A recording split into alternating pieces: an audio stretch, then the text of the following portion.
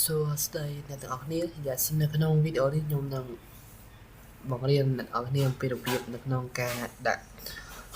តទៅនឹងផ្ទៃ background របស់មកស Excel របស់យើងទៅជាពណ៌ខ្មៅបែបនេះអញ្ចឹងយើងដាក់វាបានដោយរបៀបម៉េចអញ្ចឹងអត់មានអីពិបាកទេដើម្បីដាក់ផ្ទាំងខ្មៅបែបនេះគឺយើងគ្រាន់តែចុចកន្លែង file មក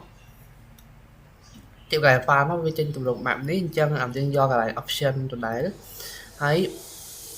យកពាក្យ like general ខាងលើគេហើយយើងអូស scroll ចុះក្រោមមកហើយយើងនឹងឃើញពាក្យថានេះកន្លែងpersonalize យក copy or Microsoft Office អញ្ចឹងកន្លែងហ្នឹងវាមានពណ៌នៅកន្លែង Office ដើមហ្នឹងកន្លែងហ្នឹងគឺយើងចុចមកវាមានពណ៌នេះមាន dark gray មាន black មាន white មាន use system setting មាន colorful អញ្ចឹងជាទូទៅគឺយើងប្រើ colorful ដែលវាមានទម្រង់បែបនេះYes colorful បើយើងមិនន័យថាជាទូទៅមកកសែត Excel មានពណ៌រាងខៀវអញ្ចឹងហើយចាអាហ្នឹងគឺជាពណ៌ natural របស់វាអញ្ចឹងយើងចង់ដូរទៅជាពណ៌ខ្មៅពណ៌អីយើងដូរបានយើងគ្រាន់តែចូលកន្លែង Office តាមហ្នឹងមក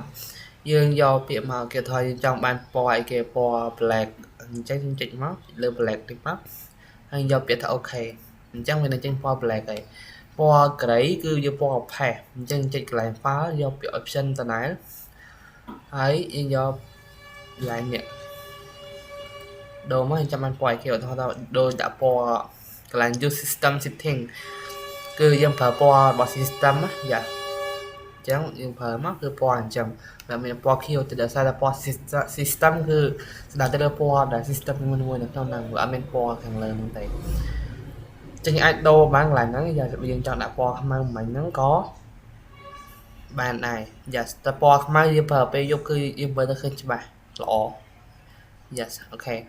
អញ្ចឹងនៅក្នុងវីដេអូនេះមានតែប៉ុណ្្នឹងយើងនឹងជួបគ្នានៅក្នុងវីដេអូបន្ទាប់ Yes អរគុណច្រើនបាយបាយ